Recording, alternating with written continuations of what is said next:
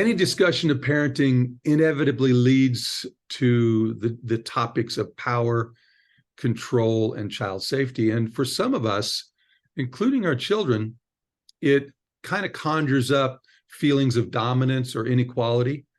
And especially for parents of teenagers, a lack of agency, a sense of, I don't have the power, I don't have enough power to do my job.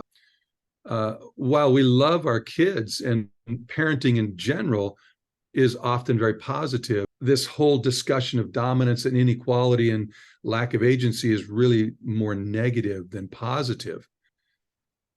And so we want to look at this issue of parents and power and control in the context of children and their own power and control and autonomy.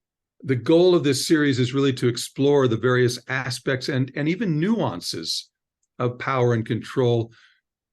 And in the end, my plan is to make a couple of suggestions on how to shift the way we think about this. This is really a topic that isn't commonly explored or discussed. That I call it the parenting philosophy. And if you can embrace the shifts that we're talking about, I think you will discover a much healthier balance of power and control dynamics throughout the family. And this series is really an invitation to healthy authority. And that, of course, according to research, and my very, very firm, solid belief is that it will facilitate the building of secure attachment and all of the healthy things that come out of that. The other day, I went to a local coffee shop, as is my tradition, to kind of study and write and read and different things. And I asked for my good old-fashioned dark roast and lots of cream and handed the barista my cup. I was blown away because she promptly went over to the refrigerator and got out the cream and put cream. And I'm thinking to myself, what in the world are you doing? You can't put cream before you've got the coffee in there. Everybody knows that the rule is coffee first, cream second. But here she was adding cream first. I had to call on all my mental and skill set to actually contain myself and not just automatically start to correct her and straighten her out. I took a deep breath, began to repeat over and over in my mind, it's okay. In the big picture, it doesn't matter. She can do it how she wants to. Breathe, all those like good things that help us re-regulate, right? But I have to tell you, I almost didn't want to drink my coffee because she violated the most basic rule of serving coffee. You see, beliefs about things drive our expectations. All of our beliefs drive our behaviors and every reaction to everything, both internally as well as externally, everything we do. Most of these beliefs are covert. We don't even know they exist. I didn't know that I had this belief that you put the coffee in it and then the cream until all of a sudden I saw her doing it wrong. And all of this belief popped up and I had this reaction. So what we have to understand is the power of beliefs. And these beliefs can be little minuscule things, and they can be big things, big beliefs about big ideas and words and things like that. Now, I've titled this series the APCs of autonomy. And on the surface, it might appear that this is just a discussion of words, but it's not. It's actually about the underlying meanings that are woven into the fabric of our neural structures around these words. Like a large piece of cloth with a striking pattern woven into it, these concepts, these beliefs dictate our thinking, our sense of things, a sense of how things should be, and ultimately our behaviors on all levels, reactions, responses, and deliberate strategic actions that we take. In some ways, it's a theoretical or philosophical conversation, but in another way, It's much more about the pragmatics, the reality of our own procedural memory structures, where these concepts become fixed neural sequences that dictate how we show up as parents. And that's why we need to have this conversation. There's 10 concepts that sit at the very foundation of our beliefs that govern our parenting. And as I've already said, they dictate all interactions. For example, the concept of authority.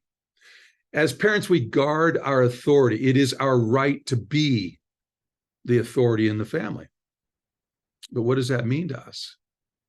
We use the word, we throw it around in our culture like water in a water fight. But what does it actually mean, and what does it look like in terms of our own internal sense? Our beliefs about authority also cascade into other beliefs, such as respect authority. You must listen to me. Stop arguing with me and just do it. And these concepts are loaded with nuances of their own. We really need to consider this big picture of what these words mean to us, the word authority. And so this conversation, as I said, takes in 10 concepts, their nuances, and the goal is to help us see how these are at the foundation of how we show up as parents. A couple of assumptions that I think are important as we begin. Number one, parenting, I think, for all of us good parents, is all about what I have come to call the good stuff, all the good stuff that we want for our children. These are the very characteristics that lead to good things in their life. Character is really what we're trying to build. Healthy, vibrant relationships, career, their own family in the future, opportunities, all of these things that help them have a great life. This is what I think success is about and what we're trying to help create in our children. All the good stuff, resilience in the face of stress, optimism, a sense of safety, the capacity for deep intimacy that is rich and meaningful, a sense of confidence and curiosity, the ability to tolerate ambiguity and difficulties that we have in the world, a sense of belonging and acceptance, and especially a sense of our own value and worth. I mean, there's many of them. There's actually about 50 of these amazing characteristics that are really important that we are trying to help create in our children. Now, the challenge that we face is how to help all this good stuff show up in our children. What's interesting is that the research is very clear that all of this good stuff is activated. We actually don't socialize this stuff into our children. In many ways, these are similar to executive functions. And what we're finding about executive functions is you can't teach people executive functions. Executive functions show up directly as a result of neurodevelopment. And so what I want to suggest here is that all the good stuff, it automatically shows up in a very predictable way when the right things are present. What do I mean by that? Let me just read a quote from the book Attachment Theory and Practice. This is from page 10, and it summarizes the research findings on this topic. It says specifically, secure attachment as a style or habitual engagement strategy has been linked in systematic research to almost every positive index of mental health and general well-being. And then they go on to list about 24 of these amazing characteristics.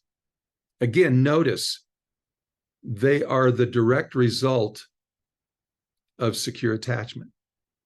And so really, in a way, the question of parenting is, how do we create secure attachment? the direct, deep, covert meaning that we have assigned, that we have gravitated to, that we have somehow automatically and subconsciously assigned to these words directly impacts our success at building secure attachment with our child. And when I say secure attachment, I'm not talking about how we feel towards our child. I'm talking about how our child feels towards us.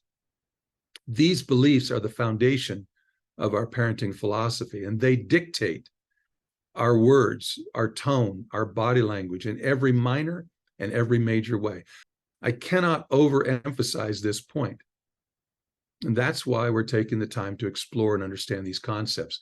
They determine our success at building secure attachment, which then, when established, activates all the good stuff in our children. So I think this really is both foundational and incredibly significant for us as we look at how do we become successful at accomplishing our job as parents.